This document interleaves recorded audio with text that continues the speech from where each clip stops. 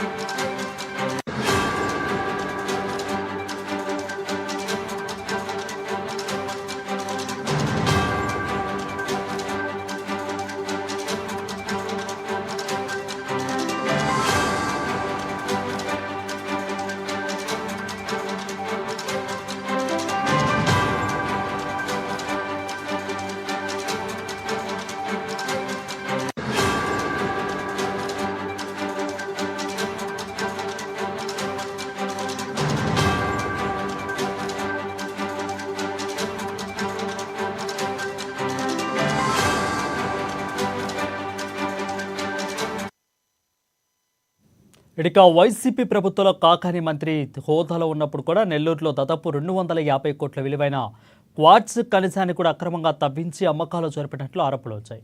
ఇక ప్రాథమిక విచారణలోనూ ఈ విషయాల్లో నిజమైన నిర్ధారణ రావడంతో పోలీసులు కాకాని ఆయన అనుచరులపై క్రిమినల్ కేసులు నమోదు చేశారు. అప్పటి నుంచి ఆయన విచారణకు హాజరయ్యేలా పోలీసుల శాఖ నోటీసులను జారీ చేస్తుంది. కానీ ఆయన నుంచి ఎలాంటి స్పందన రాకపోవడంతో పాటు నోటీసులన్నీ కూడా తీసుకుపోవడం పోలీసులను ఉక్కిరిపడేలా చేసింది. ఇకైతే ఇప్పటికీ 2 వారాలుగా కాకాని ఎక్కడ ఉన్నారన్న సమాచారం పోలీసులకు లేదు. దీనిపై అనేక ఊహాగానాలు రేగుతున్నాయి. తప్పించుకోవడానికి ముందస్తు ప్లాన్ వేసుకున్నారని ప్రచారం జరుగుతుంది. ఇక లుకౌట్ నోటీసుల నేపథ్యంలో ఆయన విదేశాలకు వెళ్లిపోయే అవకాశాలు ఉన్నాయని భావిస్తున్న పోలీసులు తదుపరి చర్యల కోసం రంగం సిద్ధం చేస్తున్నారు. కాకాని కుటుంబ సభ్యులు, ముఖ్యంగా ఆయన అల్లుడిపై కూడా ఇదే కేసులో నేరపూరిత చర్యలు ప్రారంభించడం గమనార్హంగా మారింది. అయితే ఆయన కూడా విచారణకు హాజరు కాలేదు. ఇప్పుడు కాకాని ఎక్కడ, ఆయన వాస్తవంగా దేశం పారిపోయారా, పోలీసులు తదుపరి అడుగేంటి అన్నది ఇప్పుడు ఆసక్తికరంగా చర్చగా ఉన్నది.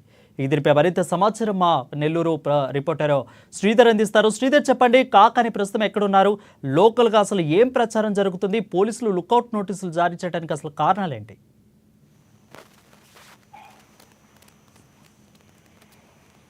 రైట్ శ్రీధర్, చెప్పండి, కాకాని గోవర్ధన్ అసలు ప్రస్తుతానికి ఎక్కడ ఉన్నారు, లుకౌట్ నోటీసులు పోలీసులు జారీ చేయడానికి గల కారణాలేంటి అసలు? వరుణ్, ఇక్కడ మనం చూసినట్టయితే కాకాని గోవర్ధన్ రెడ్డి కేసు దాదాపుగా రాష్ట్ర వ్యాప్తంగా సంచలనమైంది.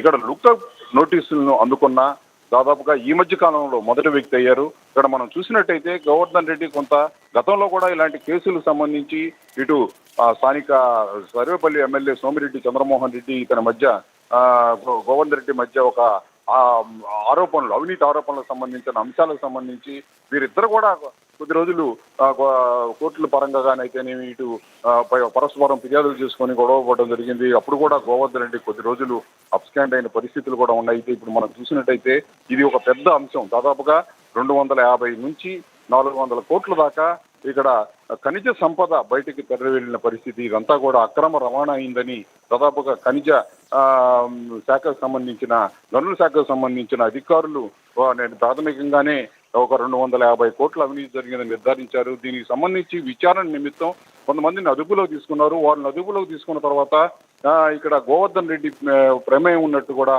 వారి నుంచి విచారణలో వెల్లడైంది. అయితే ఇక్కడ మనం చూసినట్టయితే ఇది ఒక రాజకీయ కోణంగానే మొదట భావించారు అంతా కూడా.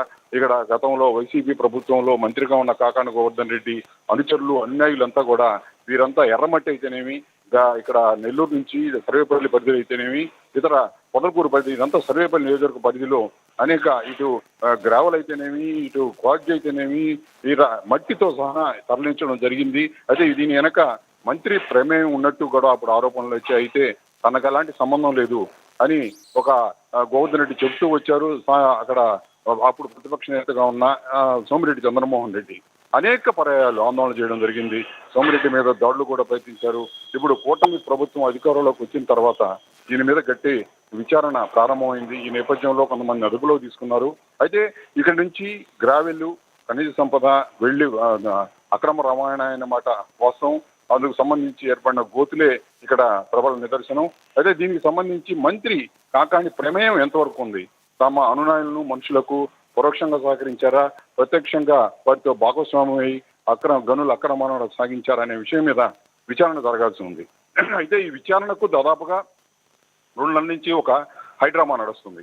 విచారణకు హాజరు కావాలని పోలీసులు చెప్పడం, తను హాజరు కాకపోవడం, కొంతమంది పార్టీ శ్రేణులతో ఒకరోజు నెల్లూరులోనే ఉండి కొంత సమయం కావాలని అనడం, ఈ లోపల కోర్టులో ముందస్తు బెయిల్ కోసం పిటిషన్ వేస్తున్నాం, అప్పటి వరకు ఏదో కాలం వెలుపుస్తే ముందస్తు బెయిల్ లభిస్తుంది అన్న ఉద్దేశంతో కాకాని గోవర్ధన్ రెడ్డి పోలీసులకు అందుబాటులో లేకుండా ఉన్నారు. అయితే ఇప్పుడు కోర్టులో ఒక ప్రతికూలత ఎదురైంది. ఇట అనేక కోట్ల రూపాయల ప్రభుత్వ ధనం కాజేసిన ఆరోపణలో నిందితుడిగా ఉన్న నిందితుడు ఆరోపణలు ఎదుర్కొంటున్న కాకాని గోవర్ధన్ రెడ్డికి సంబంధించి ముందస్తు బెయిల్ ఇవ్వడానికి కూడా కోర్టులు నిరాకరించినట్టు తెలుస్తా ఉంది. వారి న్యాయవాదులు అయితే ప్రయత్నం సాగిస్తా ఉన్నారు. ఈలోపు కాకాని గోవర్ధన్ రెడ్డి అనేక పర్యాయాలు పోలీసులు కళ్ళుగప్పి వెళ్ళడం జరిగింది. ఇప్పుడు లుకౌట్ నోటీస్ అనేది ఒక రాజకీయ నాయకుడు తీసుకోవడం అతని కెరీర్కి ఎంతో భంగపరం అయింది. దానికి సంబంధించి కూడా కాకాని జరగకుండా లుకౌట్ నోటీసులు జారీ చేయడం జరిగింది. ఆ పరిస్థితి గోవర్ధన్ రెడ్డి ఆ పరిస్థితికి తీసుకురావడం జరిగింది. ఇప్పుడు మనం చూసినట్టయితే అందరి ఒక పెద్ద మనిషిగా ఉన్న గోవర్ధన్ రెడ్డి ఇదిగో వస్తాను అదుగో వస్తాను అంటూ ఇక్కడ అప్స్టాండ్ కావడం అనేది అందరూ ఒక ఇంత ఆందోళన వ్యక్తం చేస్తున్నారు. ఇలాంటి వ్యక్తి తనకు ప్రమేయం లేకుంటే, గనుల అక్రమ రవాణాలో ప్రమేయం లేకుంటే ఇలాంటి అప్స్టాండ్ అవడం ఎందుకు? పోలీసులు కళ్ళు కప్పి విచారణకు హాజరు కాకుండా ఉండడం ఏంటనే అంశం మీద అంతా కూడా ఇక్కడ ఆందోళన వ్యక్తం చేస్తున్నారు అని. Thank you Sridhar for the clear updates.